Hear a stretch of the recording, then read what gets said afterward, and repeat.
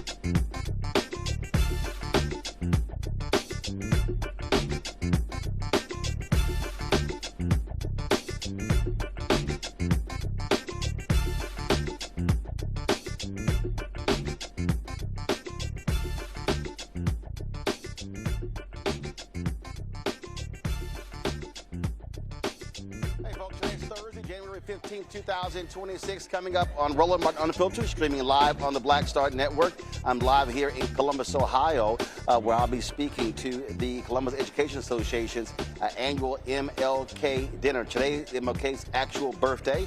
We prepare for the MLK weekend. Lots of events happening all across the country. It is certainly a different type of MLK celebration this year with all of the attacks on African Americans. And so we'll talk about that. Also, Minnesota, they are still on fire. Secretary of Department of Homeland Security, ICE Barbie Kristi Noem, defends ICE as they continue to intimidate residents in that city. Also, speaking of ICE, a recent poll by CNN shows that Americans are frankly afraid of ICE, and we'll show you how ICE is being handling a lot of these interactions with the public. Folks, the Global Center for American Progress created the Trump Global Weakness Watch, which shows 80 ways the administration has undermined American power. Also, in our Black Side Network Marketplace segment, Emir Horton's mom told him two things a man needs: a watch and a wallet. We'll talk about his luxury company. Lots to break down. It's time to bring the funk on Roland Martin Unfiltered on the Black Star Network. Let's go. He's got whatever the biz, he's on it. Whatever it is, he's got the scoop, the fact, the find. And when it breaks, he's right on time and it's rolling. Best believe he's knowing. Putting it down from sports to news to politics. With entertainment just for kicks, he's rolling. It's on go, roll, y'all. It's Roland Martin,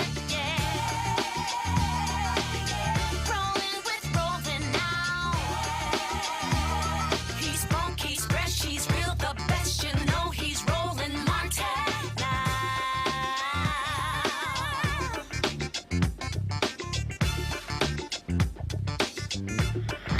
Martin.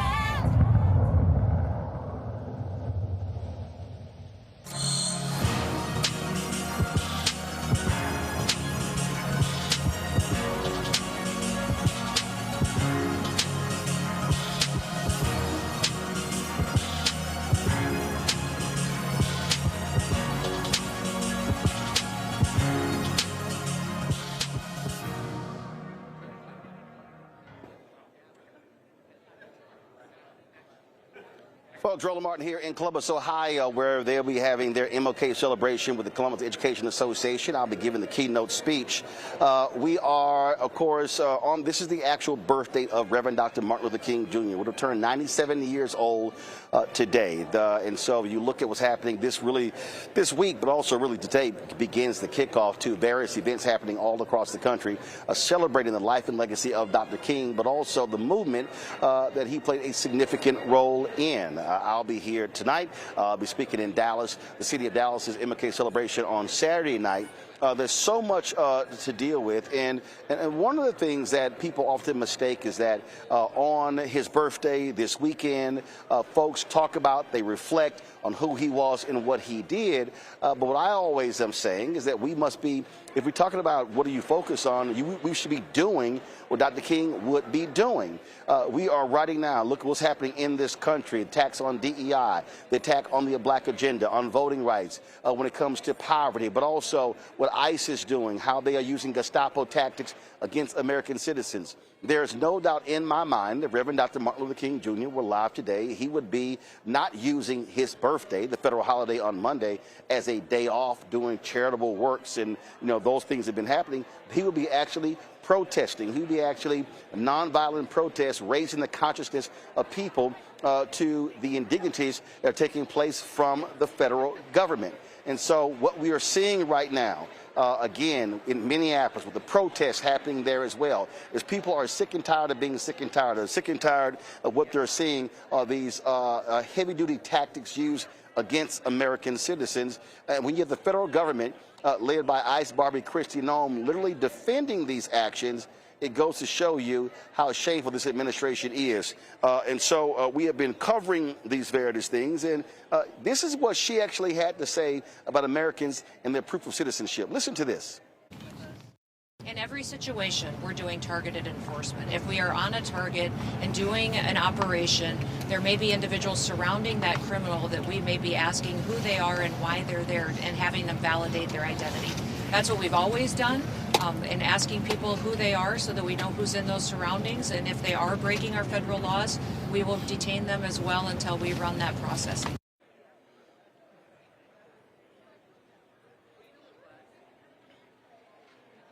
Folks, joining us right now from North Carolina, Durham, North Carolina, is immigration attorney Yesenia Planco. Glad to have you on the show, Ms. Planco. Let's be clear here. What we are witnessing by ICE, what we are witnessing with their actions is beyond shameful. The treatment of American citizens, the people who have their paperwork, they don't care. I saw, before I came on the air, I saw a story where they threw tear gas into the car of an African-American family and the baby stopped breathing. Donald Trump, Kristi Noem, Stephen Miller, they have allowed these people to unleash their level of hate against the American people, also against undocumented workers. Thank you, Mr. Roland, Roland. Thank you so much for having me and giving me this opportunity to speak and for shedding light on this very important issue. First of all, we do not live in a police state. We live in a free country where we have protected rights by our Constitution to walk freely in our streets. There are limits as to identifying ourselves in a vehicle, in a public setting, in a public building. But walking in the street, not only do we have the freedom to walk freely in the street without identifying ourselves, without having to prove our citizenship, we also have the right to protest and the right to assembly, and we have the right to ask authorities to identify themselves. So let's just start there.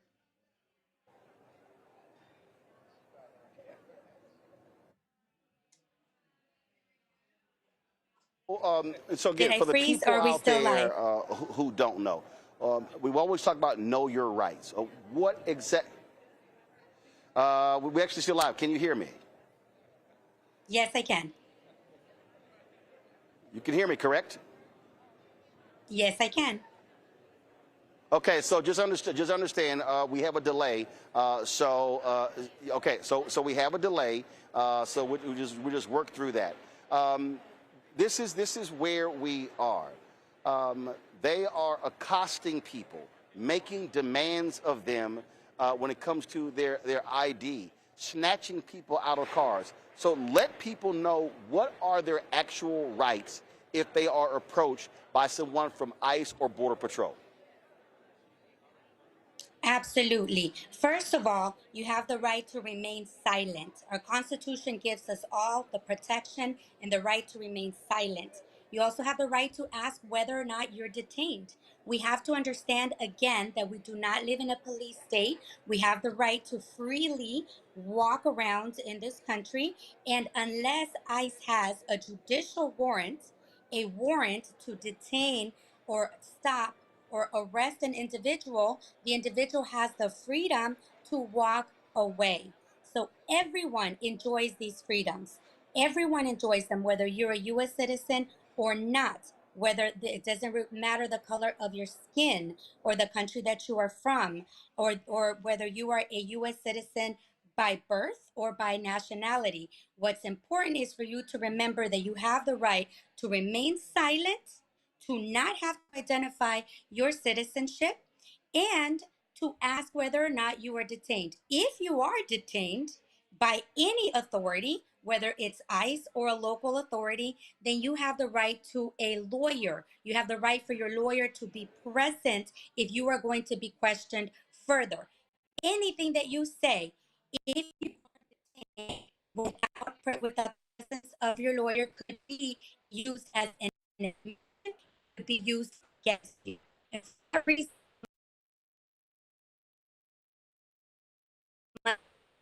are right to be silent.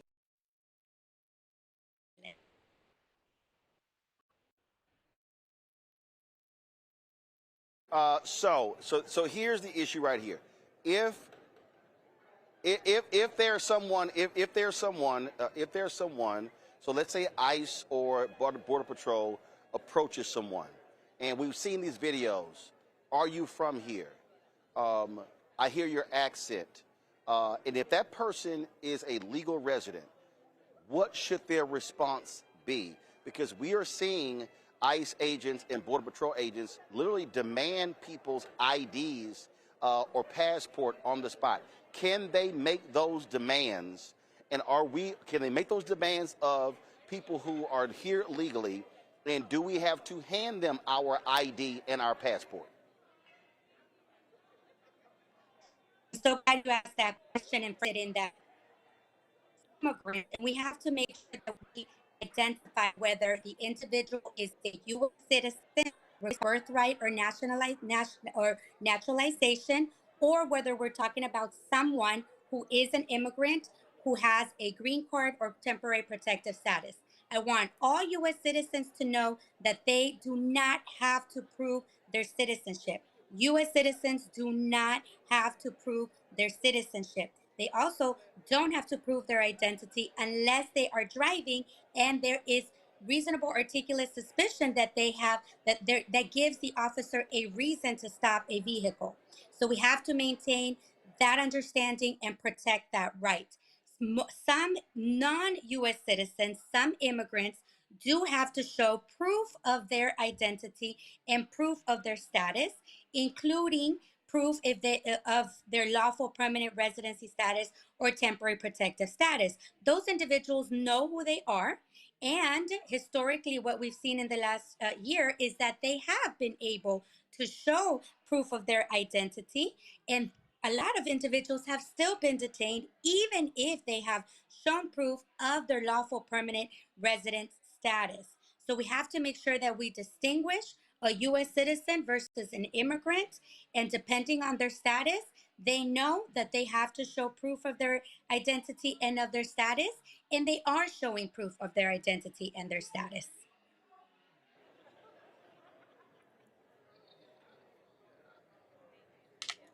All right, Attorney Planco, we certainly appreciate you joining us. Thanks a lot. Thank you so much. I'm so glad that you are Folks, shedding I'm light. going to go to a break. Issue. We'll be right back. Roland Martin Unfiltered here on the Black Star Network.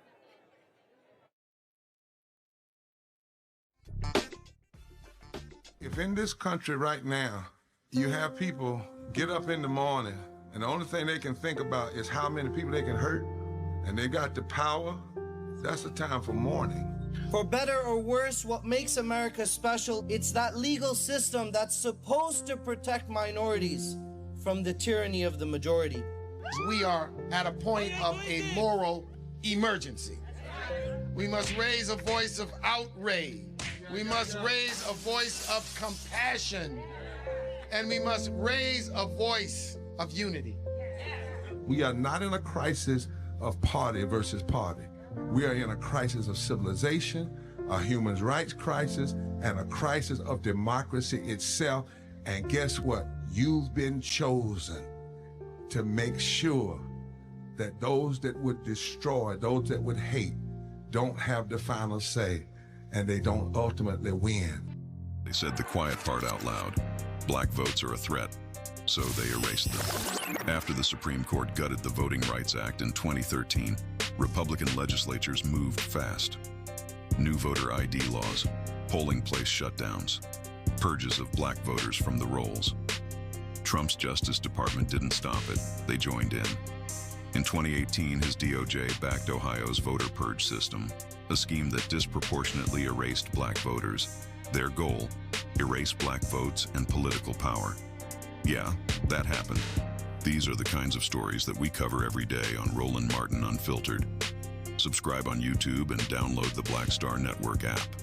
Support fact-based independent journalism that centers African Americans and the issues that matter to our community.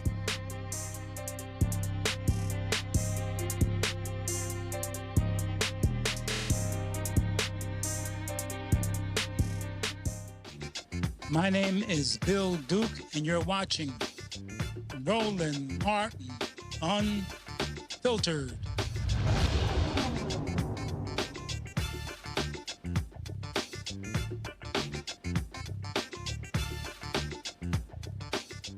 All right, folks, I want to bring my panel, my Thursday panel. Joining me right now, Dr. Greg Carr, Department of African American Studies, Howard University, joining us out of D.C. Greg, glad to have you here. Win Cooney-Ciant, CEO and co-founder, politicking out of D.C. Dr. Nola Haynes, Georgetown University School of Foreign Service, also out of Washington, D.C. Glad to have all three of you here. Well, Cooney, I want to start with you, and that is this here. I'm always bothered by how people respond around this time. And I dare say, with the attacks that we see from Donald Trump, Stephen Miller, Kristi Noem, against this country, how they're utilizing the law enforcement, how they're utilizing Border Patrol and ICE, there is no doubt in my mind that Dr. King and all of those foot soldiers and those civil rights leaders, there would be massive resistance, massive protests against what we are seeing. And this is not a moment for people to be scared and to back down from these thugs in Washington, D.C.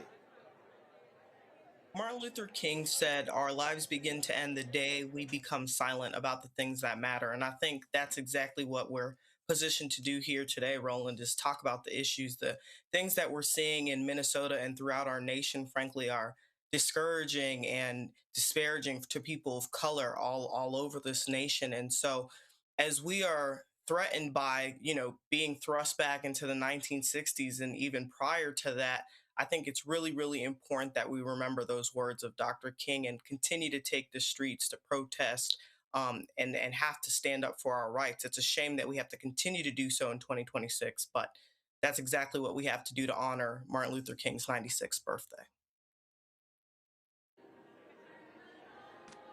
All right, folks, I can't hear Win Cooney, so I'm just going to go by the video return. Nola, I'll go to you. Donald Trump, again, when you look at how they're responding, they want to provoke people. They want to attack people. They want to use the power of the government. They want a fight. And they are continuing to antagonize folks, and they're not going to stop. And this is a moment where there has to be mass resistance against what we're seeing, because these people will go as far as they can. There are no limits when it comes to Donald Trump and his actions against the American people. Right. There needs to be resistance and strategy. The resistance part, people are out there making their thoughts and feelings and their voices heard. The strategy part, so what do we do when martial law is declared? What are the conversations there? Strategically, what are people thinking about?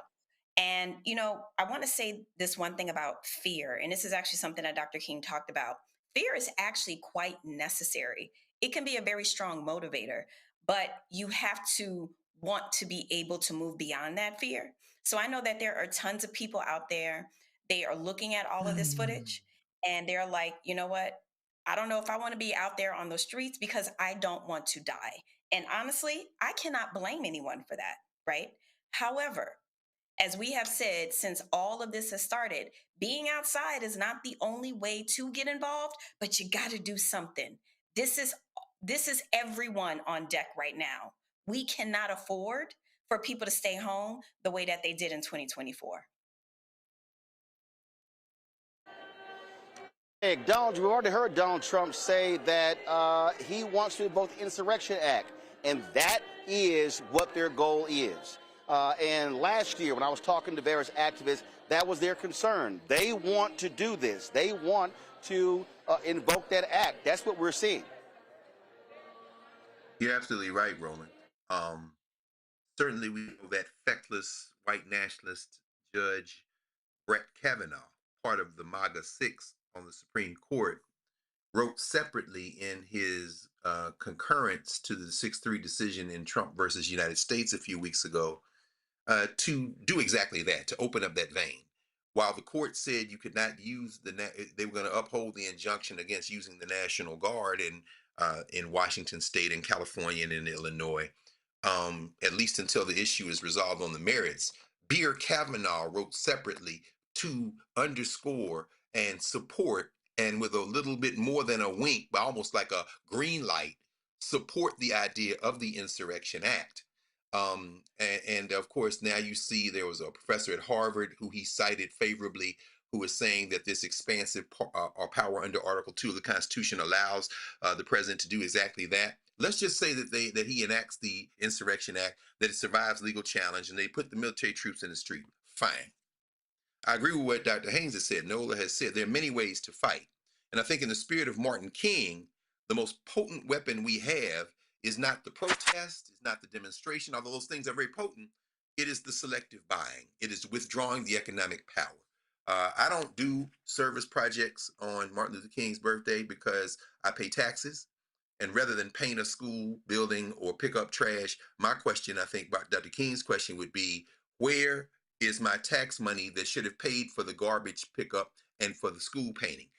We need a list. We need our best organizations and platforms to generate and then widespread disseminate lists of those organizations that support these white supremacists.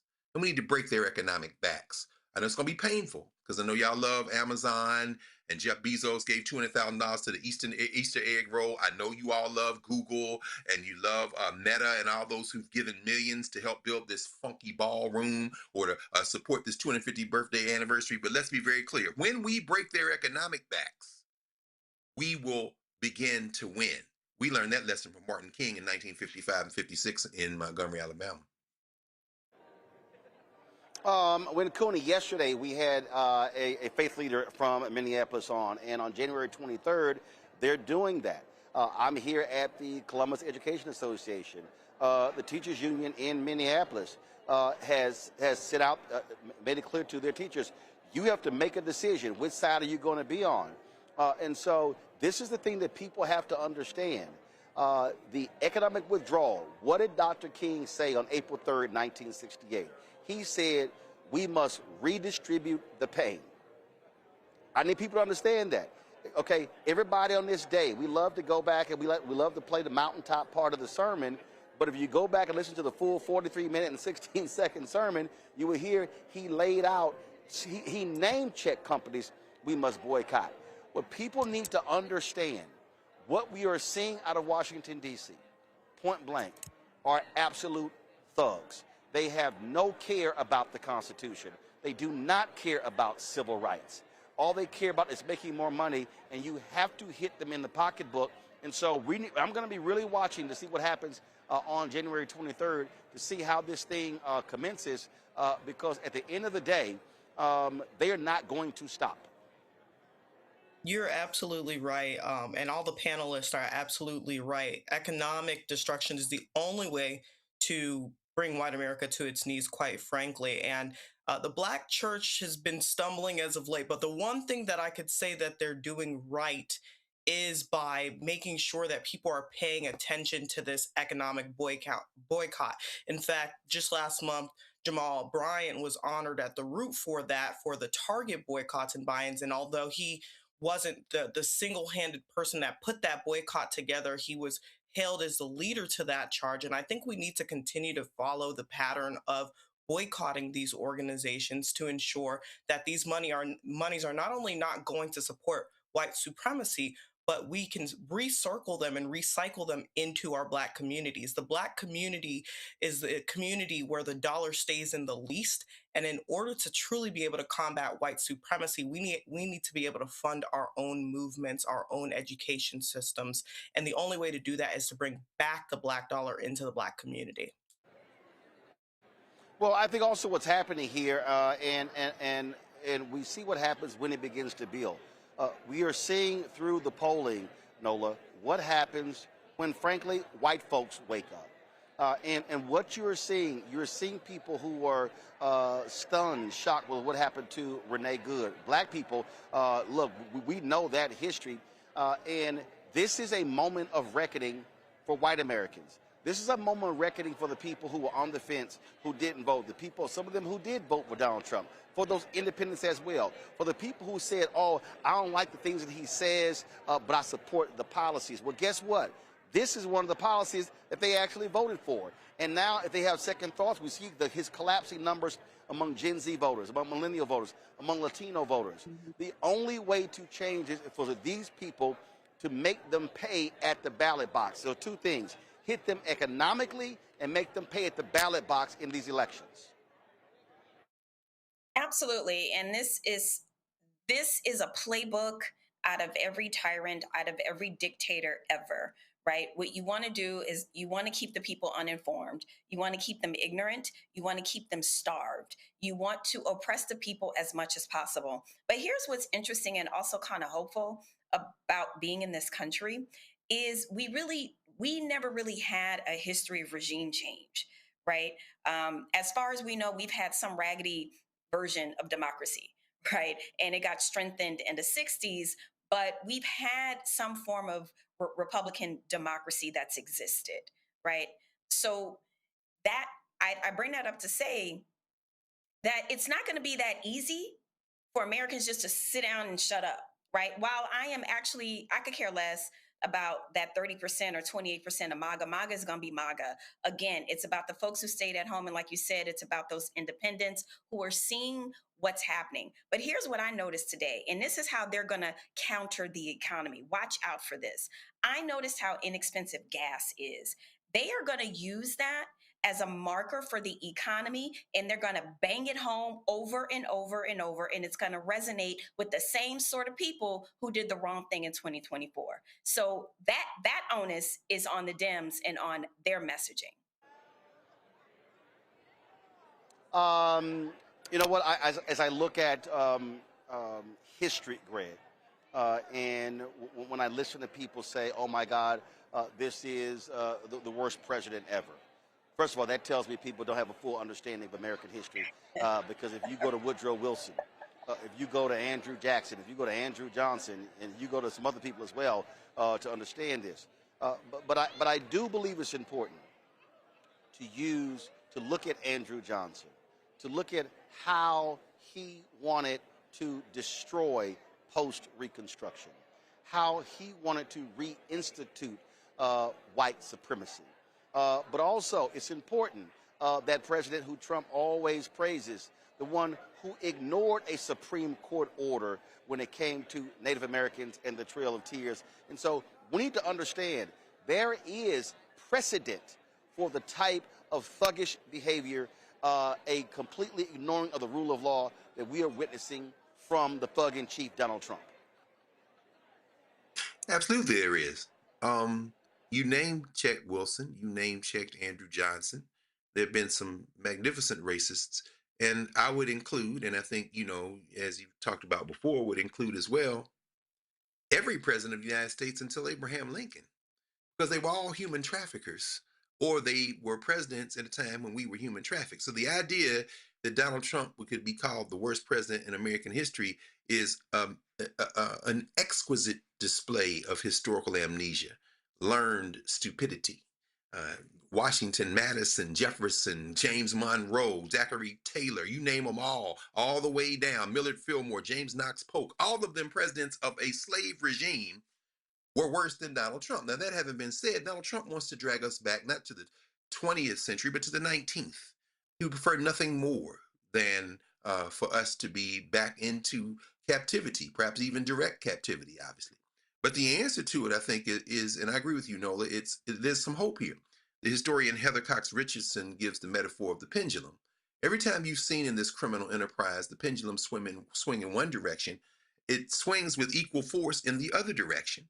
When they put this criminal enterprise together in 1776 and 1787, respectively, they laid the seeds for the United States Civil War.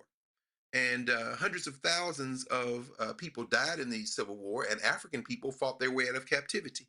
And then over the next century, they tried to put us back into captivity after a brief reconstruction.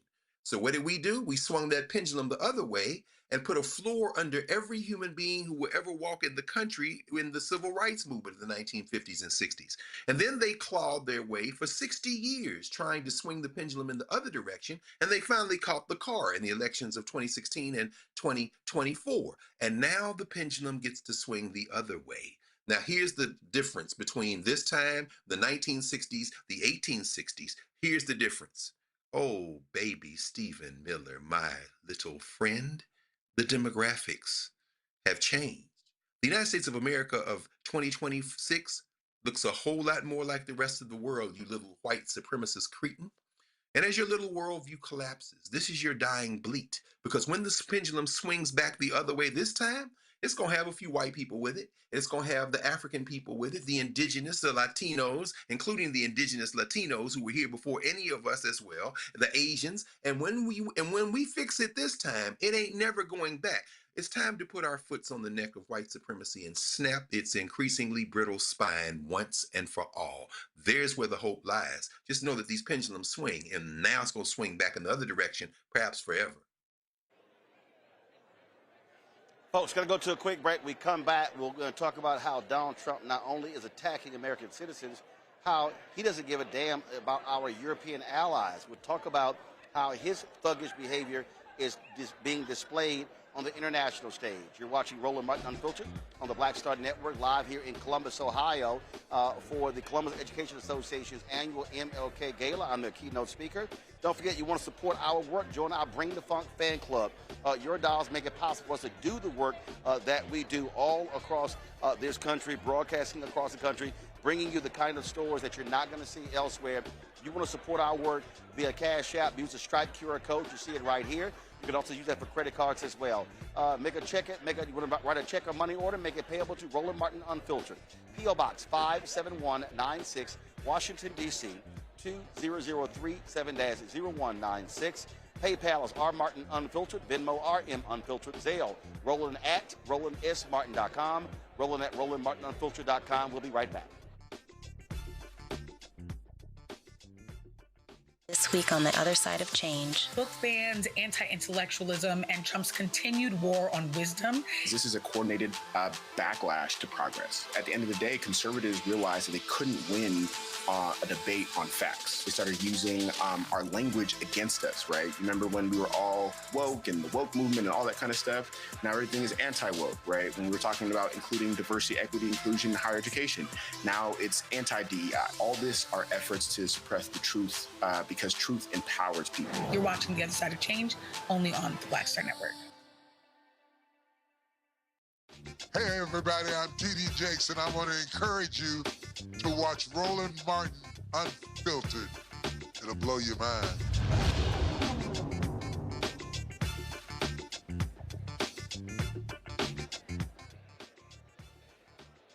Folks, what we are seeing on the international stage also shows you the thuggish behavior of Donald Trump. Going in, kidnapping the president of Venezuela, Maduro. The actions right now threatening to bomb Iran. We've seen the bombing take place in Syria. Now we see him saying that they will do whatever they necessary, even take Greenland by force. That has forced France and other European nations to literally move troops to protect Greenland. He wants to blow up NATO. He believes that he can do whatever the hell is it that he wants to do, and Republicans are going to support that. In fact, yesterday, J.D. Vance cast the deciding vote that stopped the war powers from being taken from him. So there was a resolution for Congress to say, hey, you got to come to us before you do any more attacks in Venezuela. And so Republicans who were complaining about his actions, guess what? They buckled. Yeah, I'm talking about you, Josh Hawley. I'm talking about you, Senator Young of Alaska. And this is what we are dealing with. I want to bring in right now Damian Murphy, the Senior Vice President of National Security and International Policy, the Center for American Progress. Damian, here's what's crazy. We have seen numerous ambassadors resign. We are seeing how they are changing, how they are treating other countries. We saw yesterday the visa applications process being stopped for 75 countries, black and brown countries. There is a brute force that is taking place. America is not treating allies like allies. Donald Trump is treating, frankly, the world like he treats his children. Mm-hmm. Yeah, no, I completely agree. And Roland, want to thank you very much for having me on. You know, I mean, I think a lot of this goes back to a speech that J.D. Vance made in Munich about this time last year in February, where he criticized our European allies and said that Europe is under a civilizational threat, right? And the undertone of that, what he was really saying was that, too many folks were coming into Europe from abroad, too many immigrants, too many migrants, and it was changing the cultural makeup in a way that he didn't like, that people like Stephen Miller didn't like. So that's really the core of what we're seeing in terms of these attacks on our European allies, allies across the globe. It's deeply seated in this view that civilization needs to look a certain way, and if it doesn't, then they're going to be on the other side of the United States. I want to stay right there because what people don't seem to want to accept is that the United States exported Jim Crow. The reality is when you had Americans who owned or were involved in various ventures across the world, they brought Jim Crow with them. I remember reading the book on Robert Abbott, of course, the founder of the Chicago Defender, and he would do an annual trip around the world, and how he talked about visiting places and being denied the ability to stay at hotels that were operated by Americans. Hitler sent his emissaries to the United States to study Jim Crow, to bring those practices back to Germany. And what we are seeing, yes, we're seeing these American folks who are complaining about immigrants, who are complaining about people of color in these various countries, these African nations as well. We're seeing all of that. We're seeing all of that happen right now. So they want to tell those folks about don't let these people in, but those countries are also dying because, frankly, their population is shrinking. That's right. That's right.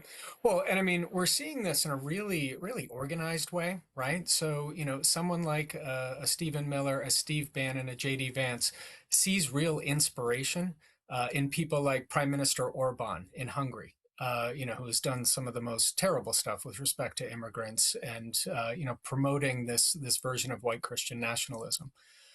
So they really do kind of get sustenance from that, get inspiration from that, and spend a lot of time together. There's a lot of travel back and forth across the Atlantic to trade ideas, to network together. And you're seeing this with far right parties across Europe, in Germany with the AfD party, in the UK with the Reform Party, this guy Nigel Farage, who runs the Reform Party there. Kind of an extreme fringe figure, throughout, these past couple of years. Just a couple months ago, got a meeting in the Oval Office with Donald Trump, right? So, just so many examples where, the president himself and the administration have really just spit in the eye of our European allies, those that, have been close with us for so many years and have, fought alongside us in places like Afghanistan and stood by us after September 11th. Those governments that are in power right now, Trump is, basically doing what he can to undermine them by empowering the far right movements across Europe. What does it, look, you just had the woman who was granted the Nobel Peace Prize, doing all she can to curry favor for Trump. She came out today saying that she presented him her Nobel Peace Prize. Well, guess what? She can do whatever she wants to do, but his name ain't on it. He didn't win it. He's not going to win it. And the reality is what Donald Trump wants to do, he wants everyone to be subservient to his interests. He wants to force everyone. And I think the only way this thing changes, and we're seeing this, is if these other nations say, you know what, we're going to bypass y'all, and we're going to do our own trade deals. We're going to do our own efforts, because these nations have to recognize that they can no longer depend on the United States to be that friendly ally. Roland, it's already happening. We're a little more than a year, almost. We're not even a year into this administration, right? The anniversary of the inauguration's coming up. We're not even a year into this, and the Europeans have already, very close to signing a trade deal with countries across Latin America. They're also very close to signing a trade deal with India, which would be a huge boon for both of their economies, right? So the rest of the world is moving on without us. If you look at the G20 summit that happened in South Africa, just about last month or 2 months ago, the United States boycotted because the president was had all these false claims, these terrible claims that somehow the white population in South Africa is a victim of racism from the government and therefore would be given refugee status to come to the United States. So Trump, the administration boycotted that important conference down in South Africa, that G20 conference. And, so the U.S. is absent when big, important decisions are being made on climate, on trade issues, on national security issues. We're just not at the table because of, delusions that he has in his head about, racism against white people in South Africa. It's absolutely ludicrous. Absolutely. And we see, of course, when he said point blank, gave a speech, hey, I want more people from Sweden and Denmark. They want white people coming into the country. They do not want black and brown people. Going to go to our panel with questions or comments. Noel, I'll start with you. And Hey, Noah, it's it's great great to to see you. see you. Same. I have a question for you. I'm going to take the audience a little bit out of European security. And one of the issues that irritates me to no end looking at all of this is we are actually ceding so much ground to China that it is mind blowing. Can you speak to that a little bit and what that impact is on us domestically? So we just rolled out this new tracker at the Center for American Progress this week that looks at I all saw the it. I ways love that the it. Trump administration, it's a great tool, right? And it shows all the Mhm. ways that this administration has undermined US power abroad and US influence abroad. And, we see that most acutely, as you say, with respect to the relationship with China. And just a couple of examples, right? Roland referenced this before. So many of our ambassadors have stepped down. A lot of them have just been fired, right? The administration, with really no cause and no reason, has fired hundreds of U.S. diplomats, right? So that means less Americans in embassies, manning these embassies all around the world, and that void gets filled by China. So, if you're an American business who's trying to break into a market in Southeast Asia or Sub-Saharan Africa, and you need the help of the U.S. Embassy, there's less people there that can help you do that. China's filling that void. We see it with the tariffs, probably in the most acute way, right? Where Trump has just gone on this really irrational, imposing tariffs all over the world, so no real logic to it, no real rhyme or reason to it. And, what he says is that he wants to bring manufacturing back to the United States and he wants to lower prices for the American people. Well, since these tariffs have gone into effect, prices have gone up over the course of this past year for everything that people buy at the grocery store or other consumer goods that, a lot of which have to be imported to the United States. And manufacturing jobs have also gone down in the country. So the two things that he's trying to solve for, the tariffs don't do that. Again, China wins, China fills the void. We also see this in, our ability to influence countries around the world and try to develop diplomatic relations with countries around the world. So, a couple of our tools, communication tools that we have to do that, Voice of America, Radio Free Asia, Radio Free Europe. Trump administration has gutted all of those things. How does that void get filled? Chinese broadcasts going to all these places in the local language to gain influence, and we're just seeding that field all over the place, all around the world. Coney. Thanks for having me this evening. With the abduction of President Maduro, I just was curious, what are the greater implications for Latin America at large, and what precedent does this set for abducting other world leaders whose policies we simply just may not agree with? Yeah, I mean, this was so clearly a breach of international law, first and foremost. But then second, he had no authority under American law to do what he did. No congressional authorization, really no even informing of Congress that he was going to do this. So, I think that there are domestic, pieces to this where, he's clearly sidestepping the law. In terms of your question, how this plays out across the region, look, this is our backyard. This is, the part of the world where we should be leaning in on all of our relationships, right? Diplomatically, through the business community, through civil society, kind of getting together across the region. What Trump has done with this signal, and even more importantly, actually, these extrajudicial killings that we're seeing all across the Caribbean. Dozens and dozens of people being killed with, completely illegally, right? These are extrajudicial killings that we're seeing. No authority of law happening here, right? So the message that this sends broadly across the region is that the United States is not a trusted partner. And, that those things come home to roost. They come home to roost in terms of migrant flows across the region. They come home to roost in terms of, countries wanting to trade with us. They come home to roost in terms of kids wanting to study here in the United States. For so long, this place was a beacon for students from around the world wanting to come here, learn in our universities. NOLA sees this at Georgetown, wanting to learn in our universities, really feeling a magnetic draw to this place. all across the board, universities here in the United States are seeing declined, registration by foreign students. And that's because they don't feel as though this is a welcome environment to come to, right? So, when the president takes actions like going after Maduro in the way that he did in an illegal fashion, it sends a message that goes much beyond Venezuela. It goes much beyond, the northern part of South America. It's a message that he's sending around the world, and that's one of the U.S. is a bully, that might makes right, that's how we conduct ourselves around the world now, and that folks just aren't welcome here. Greg Carr. Thank you, Roland, and thank you, Mr. Murphy. I want to pick up right there where you and Nola are talking about, and then coming through.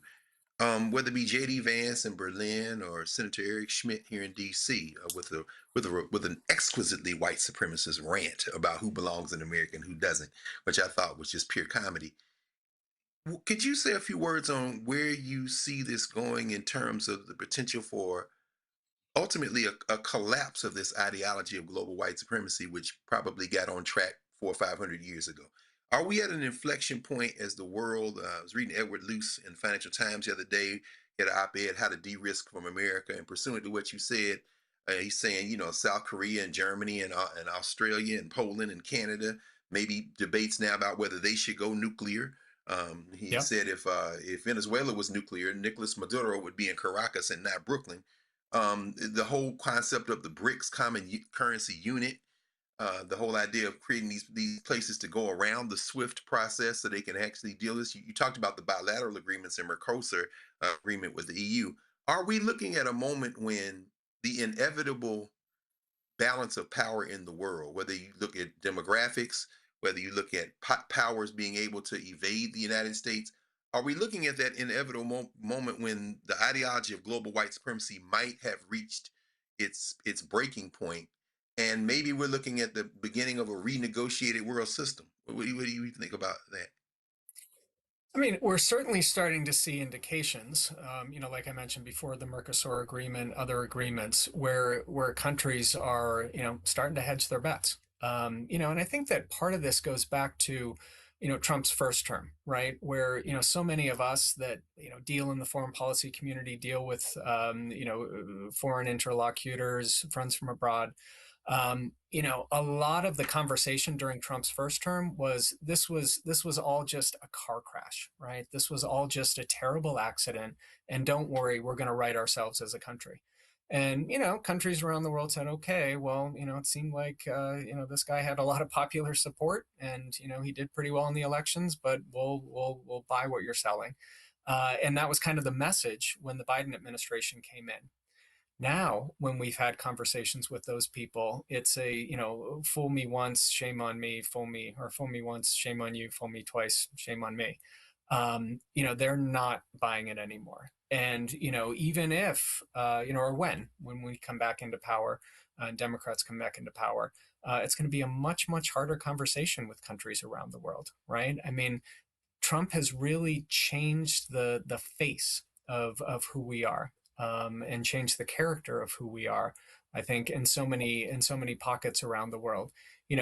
Before working at the Center for American Progress, I worked for a long time in the U.S. Senate. And with senators, we travel abroad and meet with folks around the world. And a consistent message from, senators on our side was, what kind of world do you want to live in? Do you want to live in a world that's, that where the rules are set by a Russia or a China, kind of an authoritarian country?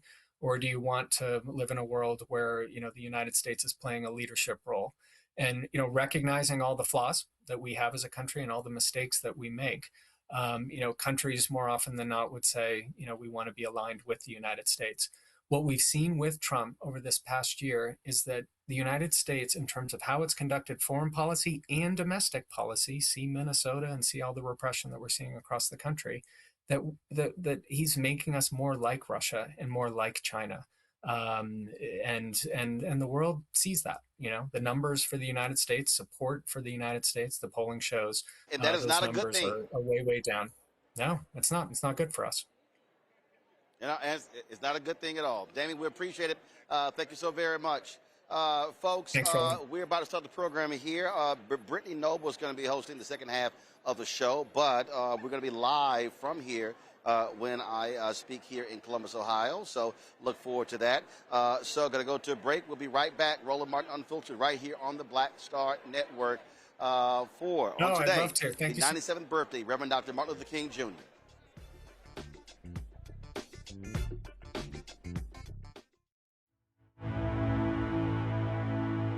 At the end of the Selma to Montgomery March in 1965, Dr. King stood in front of the Alabama State House and told 25,000 Americans that the greatest threat to the greedy oligarchy is when poor blacks and poor whites and others mobilize together and form a voting bloc that can fundamentally shift the economic architecture of our nation. In America today, we have fewer voting right protections than we did when the Voting Rights Act was passed in 1965. And state legislatures have abused their power to try to pick their voters rather than let the voters pick their legislators. Meanwhile, every day people are suffering while the greedy get richer and richer. Dr. King was right, and many others were right. The billionaires who think they can buy our politicians are afraid of people coming together across dividing lines and building power together. In 2013 and 2014, we together in this state built out the Moral Monday movement. And in 2014, more than 80,000 people showed up in Raleigh for a mass people's assembly. We mobilized our power. We mobilized our vision. We did not continue to just resist what others were doing. We claimed the world that we wanted, the society that we wanted. And what we did energized. It was not partisan, it was principled. Here we are again now in 2026, and it's time to love forward together and mobilize. This is our Selma moment, and we need everybody, regardless of your race, your creed, your color, your religion, your sexuality, whoever you are. If you love voting rights for all, if you love abolishing poverty and bringing into reality living wage, if you love health care for all, if you love and grace and mercy and do not want to buy into the religious nationalism of hate and meanness and a lack of empathy, if you want to love forward together, welcoming immigrants rather than suffering ICE raids, if you love the environment and want to see it cared for rather than the polluters taking over, if you love fully supported public education, if you want to love, not hate, and to have peace and not war, to stand against unchecked militarization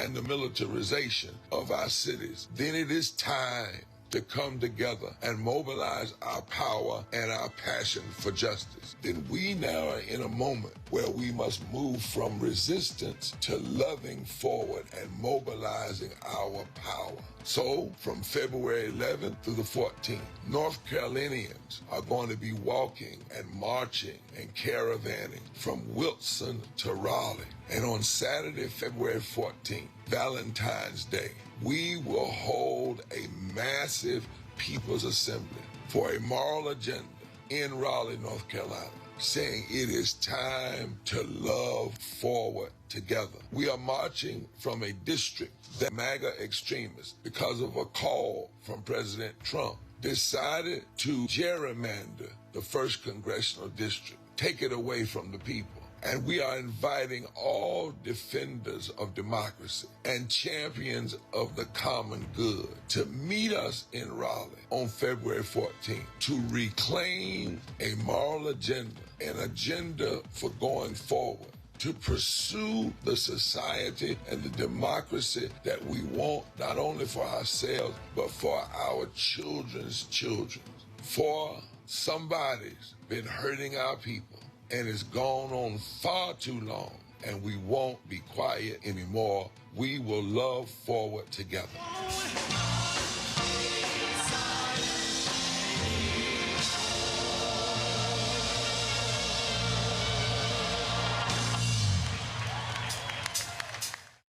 Hatred on the streets, a horrific scene, a white nationalist rally that descended into deadly violence.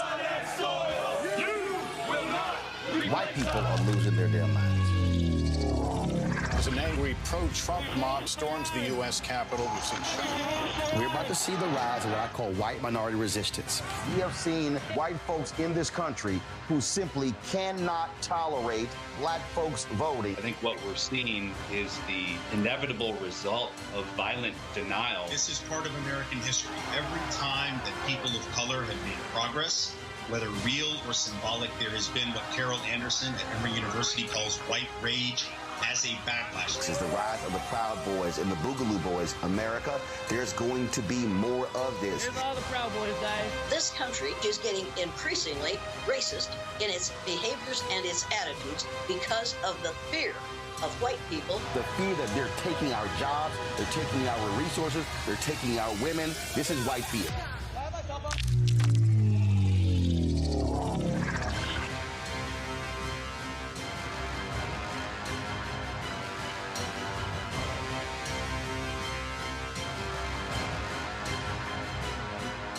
This week on the other side of change. Book bans, anti-intellectualism, and Trump's continued war on wisdom. This is a coordinated backlash to progress. At the end of the day, conservatives realized that they couldn't win a debate on facts. They started using our language against us, right? Remember when we were all woke and the woke movement and all that kind of stuff?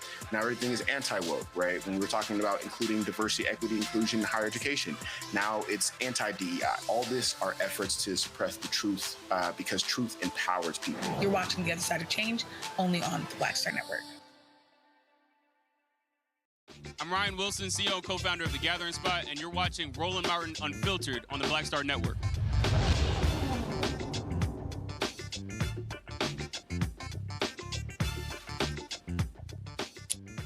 Welcome back, and thank you for staying with us. I'm Brittany Noble, filling in for Roland Martin. Well, the Trump administration is reversing course on firing nearly every employee at America's Peacemaker. It's an agency within the U.S. Department of Justice that started in the 1960s. The agency is tasked with ending racial and ethnic tensions in the U.S. communities. The DOJ disclosed that it had rescinded layoff notices it issued in September to 13 employees of the Community Relations Service as part of a reduction in force. Those job cuts would have eliminated almost all of its employees, a fact civil rights groups cited in a lawsuit, arguing the firings were part of an unlawful effort by Trump's administration to dismantle Community Relations Service. Now let's get straight to our panel tonight. We'll start with Nola. What message does this send about how seriously the government takes racial peace? What? I'm sorry, I don't mean to laugh, but this government and race, you know what? I'm worried. I'm worried because one of the things that I've been hearing from friends that are brought back, they kind of go back to nothing to do, or, you know, what they were doing, like their departments and bureaus are completely destroyed. So, you know, it'll be interesting to see what this actually looks like, because I have heard stories to where you wouldn't be celebrating this. What they do is they get you back because legally they have to, or for whatever reason, and then your job is pretty much gone. And so you're sitting there. So they're forcing you out in a different way. But, you know, it'll be interesting to see what happens. But I'm sorry, I'm at 0 F's to give with this administration regarding race and doing what's right. Whatever, we'll see. You almost have to laugh to keep from crying. Greg, what risks do we face if CRS had actually been eliminated? I think there obviously are risks as it relates to just, you know, the bureaucracy, the administration, you know, being able to even have a toehold in a conversation like that. But of course, we know that the Justice Department said that it's going to reinstate the employees as a matter of administrative discretion. And it didn't say that they would be resuming work on community relations service functions.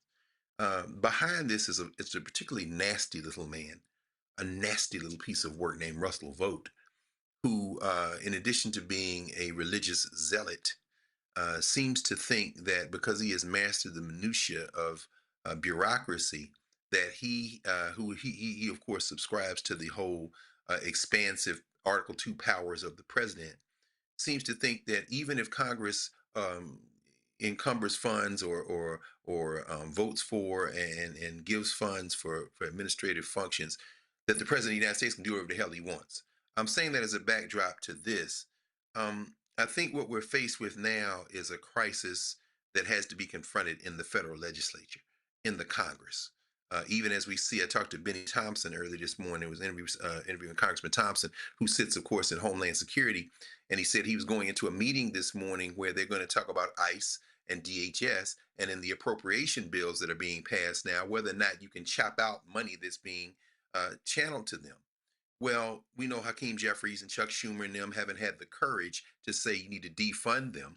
But we also know that even if they were to defund them, that this reckless presidency would simply draw the money from somewhere else and do whatever the hell it wants. I think probably what's going to happen in this specific circumstance is they'll reinstate those folks, and they won't have them working on community relations service functions.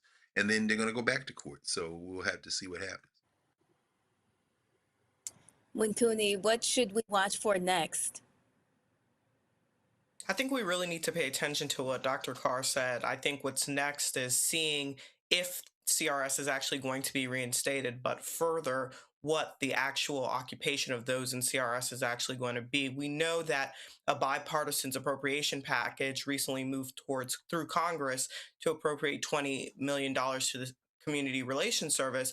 What we don't know is how that money is going to be used. So I think as Americans, we need to be diligent. We need to follow this case diligently and not only be content with them reinstating those jobs, but ensuring that they're back to work doing the type of work that they were doing in 2020 when George Floyd was killed, and making sure that they're able to continue to defend racial rights here in the United States. Well, we will have much more after the break. Stay with us. You're watching Roland Martin Unfiltered here on the Black Star Network. We'll be right back. Next on the Black Table with me, Greg Carr. America is being reshaped in real time by a group of 6 people, unelected and without any checks and balances. By the end of the current Supreme Court session, education, the workplace, who gets to elect our leaders, and so much more could radically change. This week, we reconvene our legal roundtable and look at what the new America may look like and how we should respond. That's next on the Black Table, right here on the Black Star Network. This week on A Balanced Life with Dr. Jackie, we're talking about the ups and the downs of the holidays, the ebb and flow of life, those things that keep us running and gunning. But you know, there comes a time in each of our lives where we need to just sit down, sit back, and relax, giving you a chance to really find out who you are and how you're going to move your life forward. How do I learn? How do I grow from this? And that's where, resilience comes. So I'm literally walking this out in real time. It's just giving myself all the grace, all the space, all the permission that I need. We're talking about all of these things this week on A Balanced Life with Dr. Jackie here on Black Star Network. How you doing? I'm Mark Curry, and you're watching the Black Star Network. That's why I got these glasses on, because that black star is bright.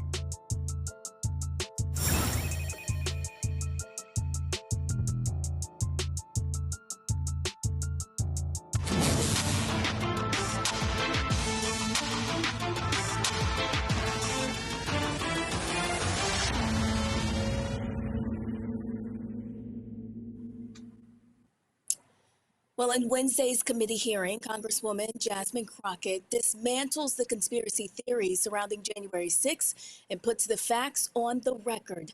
Take a listen to how Crockett challenges the fear-based narratives being pushed by Republicans and exposes the contradiction at the heart of their claims about law enforcement, political persecution, and accountability. I don't know where I want to start. I am so frustrated with this country. And I don't think that I'm the only one. And to know that we have former law enforcement here, as someone who worked with law enforcement consistently as a practicing lawyer, I'm quite concerned. I'm alarmed by some of the things that you said, specifically, Mr. Speciale, am I saying it correctly? Okay. Mr. Speciale, you said, and I may quote you incorrectly, so correct me, you were warning your family about the possibility of the FBI busting into your home. Is that correct? Close enough? Yes, because they were raiding American citizens all over the United States for trespass. And you'd agree with me that that's, I mean... No, I don't agree that you should use FBI tactical teams to raid people who are trespassing. That's not what I was saying. I'm sorry, I was moving a little slow because I wanted to make sure I quoted this correctly. Are you aware that the FBI recently executed a search warrant at a Washington Post reporter's home? No, I'm not aware of that. Okay, but you'd agree with me that doing something like that with the FBI sounds like what you were afraid of happening, and to be clear, that never happened to you, correct? No, it didn't, but I was aware of the FBI investigation it's my time. for 2.5 years. But you did not, so they never busted into your home. But you were concerned and you felt like that would be wrong. And so what I'm trying to understand is that there's a lot of complaints about the Ray FBI, and I won't opine on that, but I will make it clear, and Mr. Romano, help me out if I'm wrong, but was Mr. Ray appointed by Donald J. Trump himself? Mr. Ray? No. Mr. Christopher Wray, who was the FBI director. Okay, so he was appointed by Donald Trump, and right now, it's interesting because we sit here and we're talking about domestic terrorism, and every day there are Americans concerned about ICE and what ICE is doing. So let me ask you a different question that you may be familiar with. As it relates to the training that the average FBI officer gets before they are admitted as officers, is it longer than 47 days? Yes or no? I don't think that I'm the person that you should be asking that question. I think that the retired Anybody FBI agent should be. Anybody want to answer that who's been in law enforcement? Yes, ma'am. The FBI Academy ranges anywhere from, it changes in length and duration. It can go from 12, 14, 16, it's up to 18, 20 weeks Okay. at a time. Thank you so much. So here it is. We have people, and I know that there have been conversations about political opponents. I believe it may have been you, Mr. Paiota, that you talked about political opponents being prosecuted. Let me ask you, Mr. Romano, though. Are you aware that this DOJ has gone after Jerome Powell, or is going after Jerome Powell? I'm aware of reporting to that effect, yes. Are you aware of this DOJ going after Tish James? Yes. Are you aware of this DOJ going after James Comey? Yes, after the president tweeted that they should. And are you also aware that James Comey is not currently being prosecuted? His case was dismissed. I am. Are you also aware that Tish James' case was dismissed? Yes. Are you also aware that a number of times that they tried to indict Tish James, they were unsuccessful? I am. Now, as a career prosecutor, how many times did you have to try to get people indicted before you could finally secure an indictment? I never had the grand jury reject an indictment that I presented. Oh, okay. All right. Well, it seems like maybe they still need you there because they are struggling. In addition to that, I want to talk because like the conspiracy theories are driving me insane. And maybe it is because I'm used to the law, just being the law and practicing and getting into a courtroom, and maybe it's because I've been there. But I am so confused about how they're like, oh, these poor little people, they did nothing wrong, and that's why the president let them all out of prison. Let's talk about the process, okay? Because you can say that an investigation has been flawed, and Lord knows, as a criminal defense attorney, it was my job to make sure that I dug into every single flaw, because I can tell you in almost every single prosecution that I've had to go up against, the only thing I was looking at is how much did you mess up so that I could represent my client well, right? But it didn't mean that I would get them off. So I'm trying to figure out, did these people, over 1,000 people, get convicted of something that they did in a criminal way on January 6th, yes or no? Yes. Okay, so then you come back, and they were convicted by what, a jury, some of them? Mostly juries, some judges. And some people actually did what we call a plea bargain, correct? Correct. Meaning that they walked in and they said, I am guilty, correct? Yes. Okay, so the final point that I'll make, because I know I'm running out of time, is there was some stuff about white supremacists and the concerns about people being alleged to be white supremacists. Some of the people that got convicted were neo-Nazis. Have they been clarified as white supremacists or not? Yes.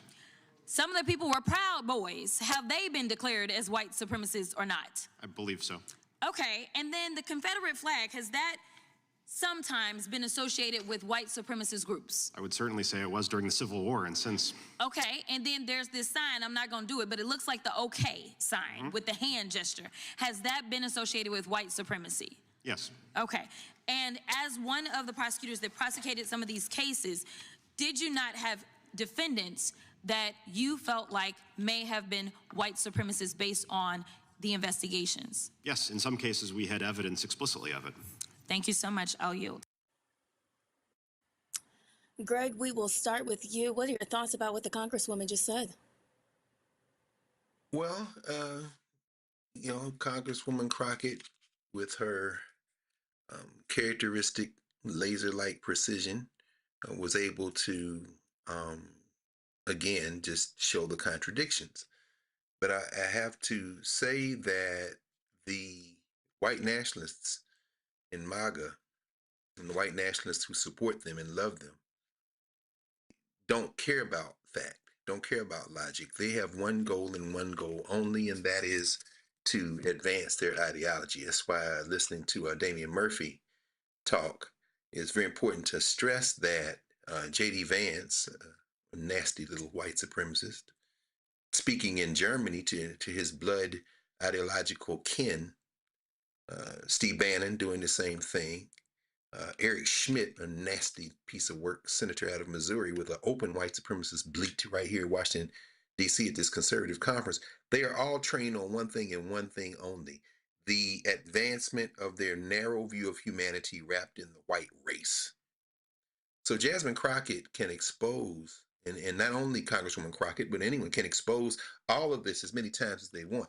That really doesn't matter. What does matter is how these congresspeople, how these representatives and how these senators vote on the appropriation bills this month. A federal shutdown is unlikely. Of the dozen bills that collectively form the funding of the federal government through the appropriation bills, 3/4 of them are already past the vote. But the one bill that we need to focus on right now is the bill that's going to fund the Department of Homeland Security and ICE. And no number of gotcha moments in hearings is going to stack up to enough to replace enough votes to stop these white nationalists dead in their tracks. And so we'll see what's going to happen. And we need to keep the pressure on, which means call your representative and tell them you need to vote no on funding for ICE, no on funding for DHS. Nola, I want to move on to you. And I got to ask, what would the response be like to January 6th if the rioters had been Black? They'd be dead. Period. That we wouldn't be having a conversation. We definitely still wouldn't be holding hearings. I was at the hearings last Tuesday, the 1-6 hearings, and they were heavy. I sat in a earshot's distance from Nancy Pelosi, and I just watched her the entire time sit there as she waited patiently to give her testimony. This was a moment in our country that we haven't felt that kind of confusion and pain since 9/11. It's not the same situation, but it is the same sort of emotional impact. Like, what did I just watch? And 9/11, there were outsiders attacking us, but these are Americans attacking the Capitol and Capitol Police folks. Harry Dunn, was there last week, and to know his story and to know so much of what actually happened, and the fact that we are still talking about it, having to that point, that's the maddening point of all of this. And what I love about Crockett's precision, and what I would love to see going forward, because where I'm at with all of this is we have to offer the people something beyond all the foolishness and the mishigas that the Trump administration is doing. We are so busy with rapid response. I want to see that brilliance and that creativity and that precision, thinking about strategies, about how to move beyond this moment. That's where I'm at with all of this. I'm tired of being distracted by, oh, what did Trump do this 2 seconds? I'm tired of that. And Winkuni, why is it critical for Black lawmakers to be vocal in correcting the historical record around this? I mean, I think we have to continue to be vocal about correcting all of the misinterpretations in this country. But like Nola said, I think we have to focus on what happens next, right? We can continue to correct the history books as we've done for the last 200-300 years, but unfortunately, that doesn't seem to be enough to assuage white America. So we really do need to focus on strategies to move forward. A few months ago, we saw that uh, Turning Point USA's little brother, Club America, was instilled in every high school in Texas, and Greg Abbott signed that into order. This is coming out of Jasmine Crockett's state of Texas. And that was scary to me because what that says is there's a pipeline directly from high school, Club America, to Turning Point USA. What does Black America, what do people of color in this country have as a breeding grounds for us to create movement forward in this country? The scariest part about white supremacy is that it's so well organized, it's so well orchestrated, it's corporate. And unfortunately, Black America still does not have a strategic thrust in terms of how do we push forward. I think Dr. Carr brought up some salient points earlier this evening about, stifling them economically, but I think we really need to sit and huddle as a people and figure out how do we move forward, because simply correcting the historical narrative isn't going to cut it anymore. Well, we have much more for you on the other side of the break. Roland Martin Unfiltered will be right back here on the Black Star Network. This week on A Balanced Life with Dr. Jackie, we're talking about the ups and the downs of the holidays, the ebb and flow of life, those things that keep us running and gunning. But there comes a time in each of our lives where we need to just sit down, sit back, and relax, giving you a chance to really find out who you are and how you're going to move your life forward. How do I learn? How do I grow from this? And that's where, resilience comes. I'm literally walking this out in real time. It's just giving myself all the grace, all the space, all the permission that I need. We're talking about all of these things this week on A Balanced Life with Dr. Jackie here on Black Star Network. This week on the other side of change. Book bans, anti-intellectualism, and Trump's continued war on wisdom. This is a coordinated backlash to progress. At the end of the day, conservatives realized that they couldn't win a debate on facts. They started using our language against us, right? Remember when we were all woke and the woke movement and all that kind of stuff? Now everything is anti-woke, right? When we were talking about including diversity, equity, inclusion, and higher education, now it's anti-DEI. All this are efforts to suppress the truth because truth empowers people. You're watching The Other Side of Change only on the Black Star Network. What's up? It's Talib Kweli. I'm CEO. This is the Black Star Network.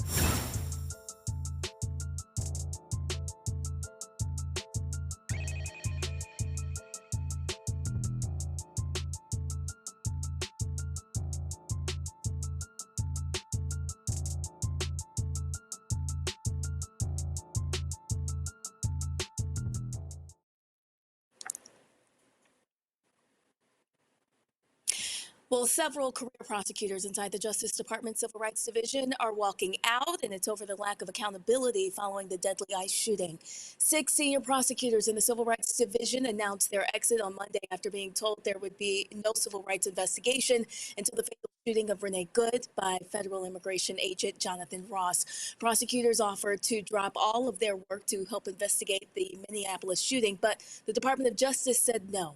The story is now flipped. The officer who killed Good is being treated like a victim instead of the criminal that he is, and it's forcing the civil rights lawyers to throw in the towel.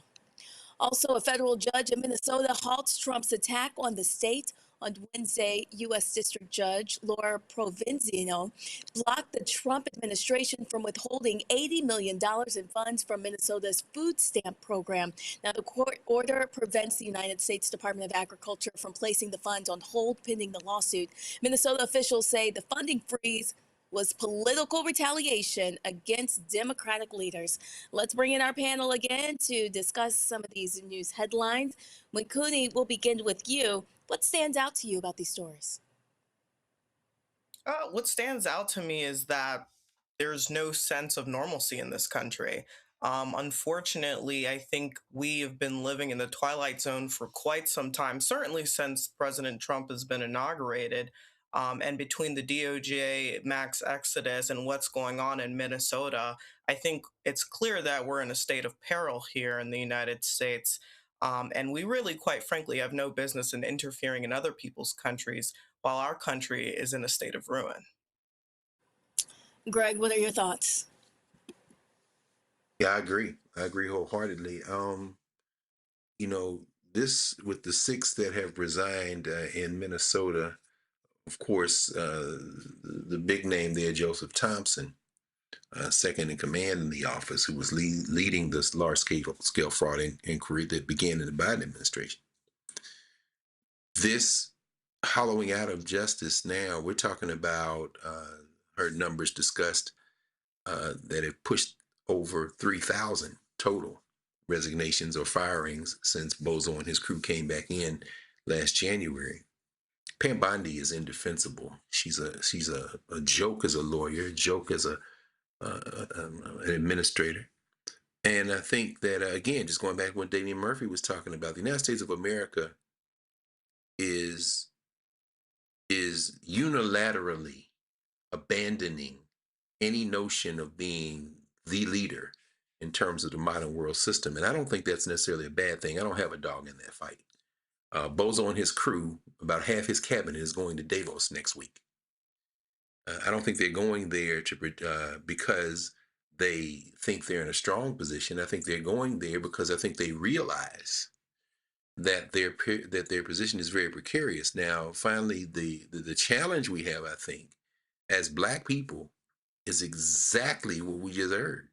We need to caucus. We need to get together. We can't get everybody together, but we need to increasingly cluster together and try to figure out how we are going to weather this storm, because the United States of America, in this domestic unilateral disarmament and in this international adventurism that's going to force the other countries of the world to finally grapple with a post-American world order, means that the African in America is going to have to make some very difficult choices. First and foremost, are we going to go down with these white boys? Are we going to go down with the United States of America, or are we going to try to figure out how to negotiate something very different in a post-American landscape? Nola, I'm interested. What are your thoughts right now? Well, I'm thinking about people who ask questions about, well, why did they leave? Why don't they stay and fight?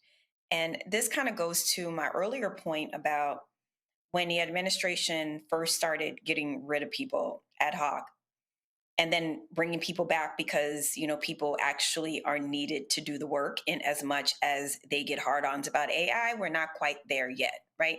So, people had to go back to work, but what work? And so they're making working in these spaces so uncomfortable. And you have to ask yourself, do I still believe in this mission? Is this who I want to represent, in terms of what I stood by and what I watched happen, right? So to the folks that are questioning why people protest in different ways by leaving these roles, you have to understand the conditions that folks are working in. And when you see injustice, and this is true injustice, you really do need to have a come to Jesus talk with yourself. Now, what I will say, is it effective when people leave these roles, right? I would suggest that this administration is going to try and do whatever it wants to do anyway. It doesn't really matter, who is a roadblock, who is a moral actor, who cares about ethics, who cares about the law. They're going to do it anyway. So those are just kind of like my initial thoughts, because I did see some people on social media asking, well, why did they leave? That doesn't make sense. Why would you do that? Why is that a form of protest? And I just wanted to add some context. Well, thank you for that. We also have some sad news to report today. Kristen Pierce-Sherrod, the CEO of Harold's Chicken, has died at the age of 55. She is also the daughter of the founder of Harold Pierce. Her family announced her passing on social media. They did not say when she passed away or the cause of death. Harold's Chicken, a famous food chain and staple in Chicago, was founded back in 1950 by Harold Pierce and his wife Hilda. The popular chicken restaurant has been in operation for more than 70 years and expanded to 8 different states. Also, the hip-hop community is mourning the loss of Grammy-nominated R&B singer John Forte. He was 50 years old. The rapper and producer was found dead on Monday afternoon at his home in Massachusetts. Police found no signs of foul play, and the cause of death has not been revealed. Through collaborations with rapper Wyclef Jean, Forte lent his talents to tracks like We Trying to Stay Alive and Street Jeopardy. By 1998, he kicked off a solo career with a debut album titled Poli-Sci. And in 2001, he dropped a follow-up called I, John. He leaves behind a wife and 2 kids. We have much more with Roland Martin Unfiltered. Please stay with us here on the Black Star Network. If in this country right now, you have people get up in the morning and the only thing they can think about is how many people they can hurt, and they got the power, that's the time for mourning. For better or worse, what makes America special, it's that legal system that's supposed to protect minorities from the tyranny of the majority. We are at a point of a moral emergency. We must raise a voice of outrage. We must raise a voice of compassion. And we must raise a voice of unity. We are not in a crisis of party versus party. We are in a crisis of civilization, a human rights crisis, and a crisis of democracy itself. And guess what? You've been chosen to make sure that those that would destroy, those that would hate, don't have the final say, and they don't ultimately win. They said the quiet part out loud. Black votes are a threat, so they erased them. After the Supreme Court gutted the Voting Rights Act in 2013, Republican legislatures moved fast. New voter ID laws, polling place shutdowns, purges of black voters from the rolls. Trump's Justice Department didn't stop it, they joined in. In 2018, his DOJ backed Ohio's voter purge system, a scheme that disproportionately erased black voters. Their goal, erase black votes and political power. Yeah, that happened. These are the kinds of stories that we cover every day on Roland Martin Unfiltered. Subscribe on YouTube and download the Black Star Network app. Support fact-based independent journalism that centers African Americans and the issues that matter to our community.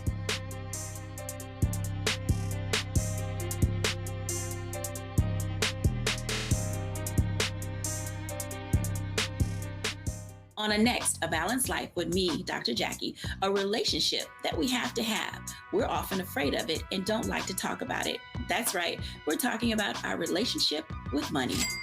And here's the thing, our relationship with money oftentimes determines whether we have it or not. Balancing your relationship with your pocketbook, that's next on A Balanced Life with me, Dr. Jackie, here at Black Star Network. I'm Mark Morial, President and CEO of the National Urban League, and I'm watching the Black Star Network.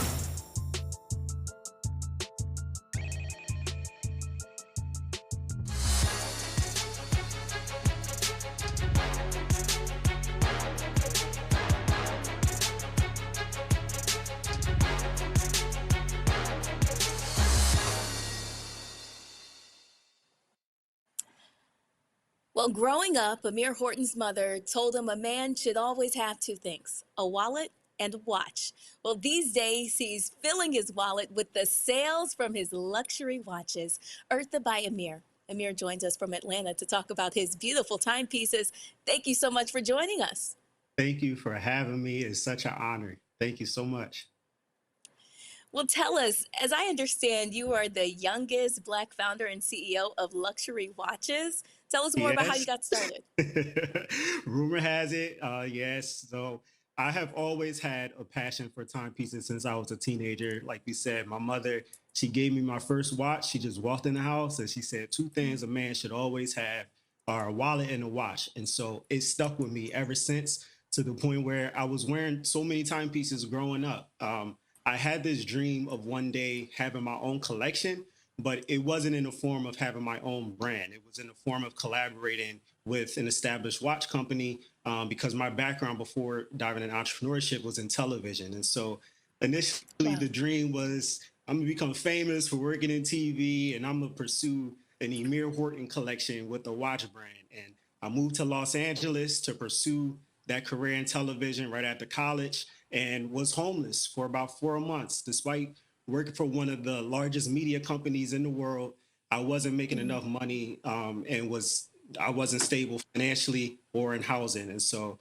eventually I got stable. I said, what can I do? What can I build to really take back control of my economic freedom, but also be a better manager of my time and empower others to do the same to accomplish that mission in life? And that's when watches came to mind. And I said, instead of partnering with the brand who is already established and allowing them to get wealthier off of my creativity and innovation, where they don't give back to communities that I come from, they don't care about efforts that I care about, why allow them to get wealthier off of my creativity and innovation when I can just create my own brand and position it in a way that it becomes a market leader, just like those companies I once wanted to partner with? And so that was in 2020 when I first launched the brand. And so we're coming up on 6 years this year and have made really great success so far. Well, congratulations. You are certainly an inspiration. Tell us Thank you. more about what makes your watches stand out, of course.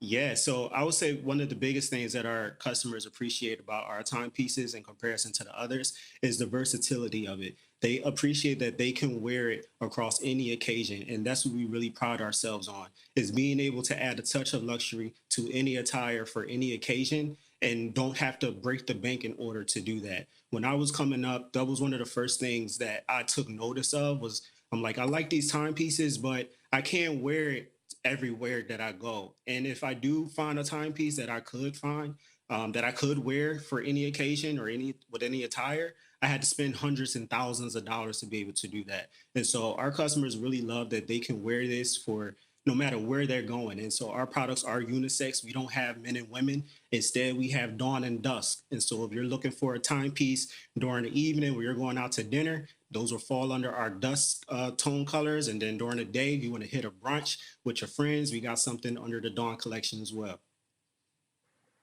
Tell us more about how you want people to feel when they put on one of your timepieces. Yeah, definitely confident. You're going to feel confident. I know for me, every time I put on a piece, I feel confident. I feel empowered that I can demand a room without having to say anything. And that's what our products do. They're very bold, they're minimum, they're distinctive, and they will speak before you say a word in the room, and they will start conversations for you. And so when you walk into a room where you're wearing an Eartha watch, that's what I want you to feel, is that I can own this room. I am in control of my mission. I am in control of my time, and I'm here to take business. I love that. Let's bring in our panel. Greg, we'll start with you. Any questions for Amir? Thank you. Thank you so much. Thank you, Brittany. I appreciate you. And Brother Amir, Philly stand up, brother. Yes, You sir. repping Philly well, man. You definitely got to do that. Man, I was looking at your website. I like that Vision Collective collection, particularly that kind of aqua joint. I'm like, I'm going to have to scoop that. Guys, just a quick question. You seem to have a real deep command of timepieces. There's a signature style, it looks like many of your timepieces have, with that little pie wedge on the left hand side, I guess left facing us. Could you explain, how you developed that watch face design? And then maybe if you have maybe a moment to walk us through one of the 5 pillars that I saw on your website, this whole question of social justice, this whole question of how you want your company to really have a dimension that is always giving back to the people. And appreciate you, brother. Yeah, most certainly. So we are working with our manufacturer. They have been in this industry for over 100+ years. And one of the things that I told them, like, yes, this space is very, is becoming oversaturated with new markets overseas, like in China and India. It's becoming more easy to create a watch. And so one of my things that I do, like internally, I have a very strategic creative map that I go through when I am designing a new product. With our vision collection, I actually was in a very dark space, just in entrepreneurship, because we were sold out of inventory, and it was more money going out, and that wasn't coming in because we were sold out. And so trying to continue to bootstrap a business with limited funding, limited marketing, all those things, it was very, very tough. But the only thing that kept me going was my vision. And so the design philosophy behind our products are always supposed to tell a story. And even in this watch, there's actually pigmentation inside of it that illuminates in the dark. And I said, I want this to illuminate because even in our darkest moment of time, we have to be able to see our vision at all costs. And so I wanted to ensure that our manufacturer, I needed not only the time, but I wanted us to see the days of the week. I wanted us to see the calendar day on there. I know we live in a digital era where we can get that information on our phone, but I'm like, no, I want to be innovative. I want to get that on the watch. Beautiful, beautiful. Thank you, brother. Yep. Yes. Winkuni, do you have any questions? Sure, Amir, this was really incredible. I love how the timepieces look. I love that it's named after your grandmother. I think that's really, really impactful. A question, as you know, a lot of the times we don't connect as often as we should with our international brothers and sisters. Do you guys ship internationally, and what has been your imprint maybe on the continent and beyond that? Yeah, I am exploring it. One of my goals for the brand is to get ethically sourced gold, and ideally, I would love to get that from the continent. So I have been working with our manufacturer for about a year, some change, to see how can we make that happen. Of course, we have people always asking, can they be brand ambassadors in Ghana? So I have never been over there. That is my goal, to go over there and actually be able to meet with people. But we do sell internationally. We have customers in Canada. I've been on the cover of magazines in Canada, also in the UK. So we have some customers over there as well. And so my vision for this brand, the name Earth is literally in the name of the company. I'm thinking global. That's where I want to go. Love it. Thank you. Thank you. And Nola. Oh my goodness. So I have compliments and then I have a question. So first and foremost, that time spent in Hollywood, it is definitely working for you in the way that you are able to bring your own story into the way you talk about your watches. And I think that's so powerful, and you do it effortlessly. So your time in Hollywood, you definitely picked up a few things because your storytelling's on point, brother. Like for real, for real. So that's one thing. And then secondly, I just want to say kudos to you because I'm one of these women. I like a very elegant man. You don't have to have all the bells and whistles. I don't like that. My grandfather and my father, they wore elegant watches, and the watch was like the centerpiece for them. So that kind of brings back that nostalgia for me. Women who tend to like more of an elegant styled man. So those compliments I just wanted to get out of the way. Part of your storytelling, you're talking about ethics, you're talking about social justice, you're talking about community. Now, we are seeing in real time when, we're seeing with Uncle Nearest, we're seeing with the Black makeup artist, Pat McGrath. We are seeing when good brands start to scale. And, you get some of that infected money in your brand and it kind of messes up your vision. How are you circumnavigating that? How are you dealing with that? How can you remain ethical while also, I'm assuming, have goals of scaling? That's a really great question, and something I have been thinking about quite a lot, because my thing is I'm trying to position the brand in a way that it can rely on me not being absent. And so in order to do that, in order to build a $1 billion brand, multi-million-dollar brand, oftentimes that comes with taking up capital and investment. And I know that, trying to release full control, but in a way that does not affect the integrity of what I am building, I'm still trying to figure that out. I know Dr. Greg asked earlier today about the social piece, the social aspect of my company. Something that I take pride in and really, really passionate about is being there for young Black men, especially young Black men in Philadelphia. And so last year, we became, from what I was told at least, the first Black watch company in Atlanta to partner with Men's Warehouse to take under-resourced teenage Black boys on their senior prom, where we provided them with the suits, we provided them with the haircuts, everything that they need, as well as a luxury timepiece, many of which was the first luxury item that they have ever owned, ever in life. Never even thought they could have a luxury watch. And so when I think about those things and how I want to show up for my community, and having to take investment, which oftentimes comes with losing control, we're still trying to navigate what that looks like for the brand in long term, honestly. Amir, before we let you go, can you tell us a little bit more about the connection with your grandmother and where the name of the company came from? Yeah, so Eartha, my grandma, her and my pop, they actually watching right now. They are huge fans of Roland Martin. They be on their TV. Turn to Roland Martin Unfiltered every day. So they watching right now. But my grandmother, she's my go-to person. You know, she's the matriarch in our family. She's the person who everyone goes to. She's a God-fearing, praying grandmom too. And she's literally my best friend. And so when I was thinking about what I wanted to name this company, I was like, I wanted to represent strength. I wanted to represent legacy. And Eartha was the first name that came to my mind.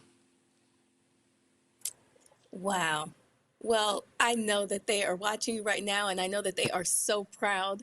So we thank them for their support, and we thank you for sharing a little bit about your story, and we'll have to support you. Thank you, guys. Shop Black Star Network, Shop Eartha. I appreciate you guys so much. Absolutely. Thank you so much for joining us. And thank you, everyone at home, for watching Roland Martin Unfiltered tonight. Roland Martin will be back again tomorrow at the same time. Appreciate you. Have a wonderful night. We'll see you soon.